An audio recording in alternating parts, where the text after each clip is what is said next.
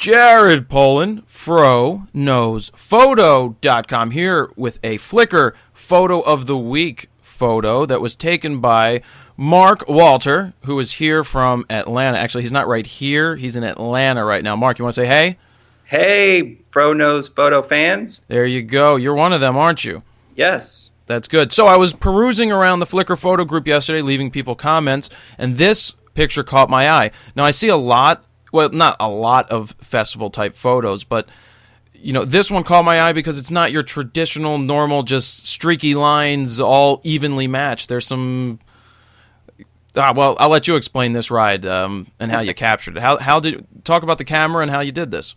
Yeah, I use a Nikon D90, and I was using my 18 to 200 millimeter VR lens, and this particular by Nikon or not Nikkor. Were you on a tripod? Mounted on a tripod, exactly. There you go. And I was using manual exposure. This one is particularly at 8 seconds, and basically I try to shoot a particular ride a couple of times just to see if I can make sure I get all the lights within the frame, to kind of know how far out the things are going to be flying. I have several other photos of this ride with the entire ride in the photo. Mm-hmm. But I noticed, by looking on the back of the camera at the imagery view that probably setting it off to the side might add a little bit of interest, and so I sat it there one more time to get this particular capture. And the white lines that are kind of on the outside of this ride is at what I would call the top of the ride, where the vehicles or the pods are kind of doing this extra orbit around the middle of the ride. And so it just adds some additional flair that's there. Also, in the background, you see this was taken just shortly after 9 o'clock, and so the sun had already set, but there's still that beautiful blue in the background. So sure. Instead of having a black background, the dark blue really sets it off. Yeah, and that answers why you framed it this way, why the composition throws the ride itself off to the right side of the image, because you wanted to capture that little extra thing that went on and be a little different than just throwing it right in the middle of the image. So that kind of plays into rule of thirds, which is really good. Exactly. So what you were at 8 seconds on a tripod. What kind of ISO and aperture were you at? ISO was at 200, which is normal, I guess, for the D90. Aperture was at f16. Mm-hmm. I usually, when I'm playing around with something like this, I'm looking, f11, f16, and just trying to get the for the most part the longest shutter speed that I can get at that aperture. Trying not to go down too far, to f22 or f29 or anything like that, because sure. You might start to get some of that noise down there. So. Yeah, and what's great about it is that it's nice and stable. You can't handhold and do this. I mean, you technically could if you wanted to paint with light and try flashes and those rear sync flashes, but it's really good that everything's nice and stable, that it's on the tripod, because it just makes it seem like it pops a lot more. Because if it's blurry, I have a major problem with shake and blurriness in terms of if I see that in a photo, I'm kind of not going to like it. Mm-hmm. So, this is solid, and especially that you can read the hurricane even through all of the lines and all the passes that the lights made. That's really cool. So, tell me about, has this photo been printed anywhere? I have not printed it. I actually just loaded it out to Flickr on Monday morning, and that was the first time that I've let anybody see it other than my wife.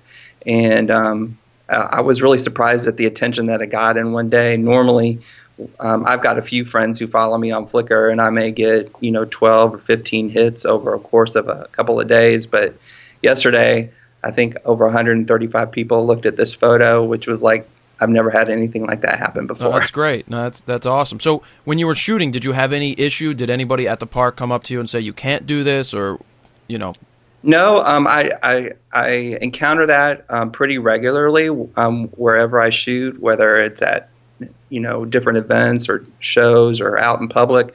But this time, I think there was just enough of a crowd that I didn't really stand out, and so nobody came up to me and asked me what I was doing or asked me if I for a card or for rides or anything like that. So I was able to get in and out, even though I was probably there for about 45 minutes to an hour.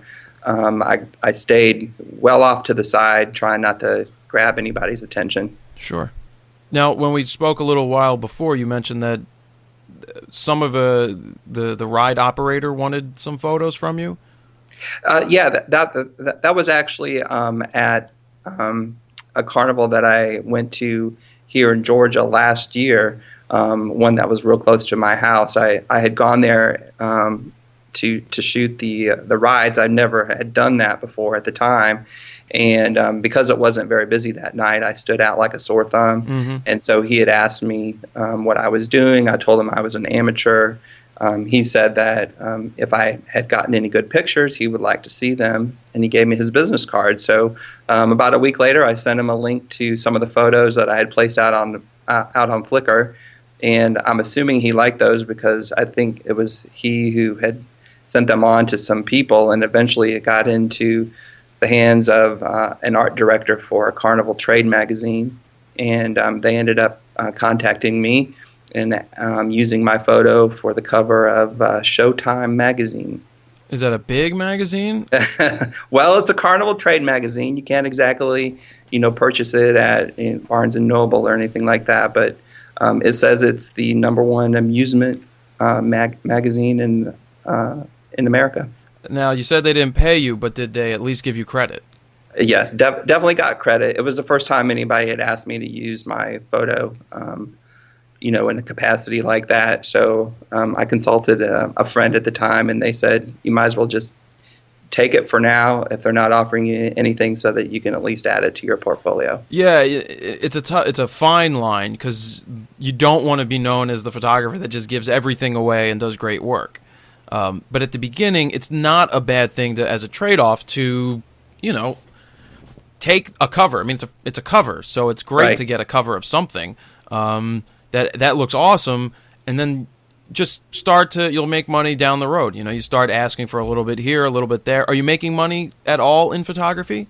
I am. I do stuff for individuals and small corporations. And then I also have people who find my stuff on Flickr who want to use it on their business website, etc. And so I am able to make a little bit of money on the side, which is nice. Yeah, so it's not your full-time gig, but would you like it to be your full-time gig? I would love for it to be my full-time gig. Yeah, I mean that's what's great about photography nowadays, is there's no more gatekeepers keeping you away from the people who make decisions. So you put your photos on Flickr, and just a random person happens upon it one day who could be making a decision for, the largest something in the world, and they want you to do something for them. So that's what's great about Flickr and other places you can upload your photos. There's so many people that can see it, and there's so many things that can just happen in one message or one phone call.